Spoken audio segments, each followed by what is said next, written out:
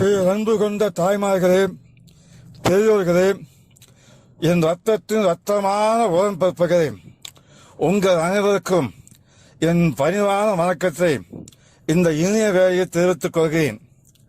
இன்று நான் முதலமைச்சர் பொறுப்பில் இருக்கின்றேன் என்றால் அதற்கு திரைப்படத்துறை பெரும் பங்காற்றியிருக்கிறது. திரைப்படத்துறையினால்தான் நான் இவ்வளவு தூரம் உயர்ந்திருக்கிறேன். அந்த உயர்வுக்கு நான் மட்டும் காரணமாக இருக்கவே முடியாது. என்னுடைய படங்களுக்கு இசையமைத்துக் கொடுத்த MS விஸ்வநாதன் அவர்களும் என்னுடைய பாடல்களில் எழுச்சியாக இருக்கட்டும், தத்துவமாக இருக்கட்டும், குறிக்கோளாக இருக்கட்டும், சோகமாக இருக்கட்டும், எந்த விதமான பாடலாக இருந்தாலும் அதனை உயிர்ப்போடு பாடி அந்த பாடலுக்கும் எனக்கும் பெருமை சேர்த்த TM சவுந்தரராஜன் அவர்களையே சாரும். அவர்கள் தற்பொழுது இந்த உலகத்தில் இல்லை என்று நாம் சொல்லிவிட முடியாது. இன்னமும் இசையோடும் பாடலோடும் வாழ்ந்து கொண்டிருக்கிறார்கள். அப்படித்தான் சொல்ல வேண்டும்.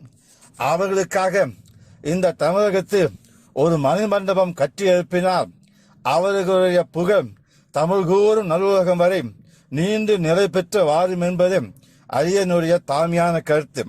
இந்த கருத்தை ஏற்று அவர்களுக்கு மணிமண்டபம் கட்டி எழுப்புமாறு மிக தாழ்மையோடு கேட்டுக்கொள்கிறேன். வாழ்க அண்ணா நாமம். நன்றி, வணக்கம்.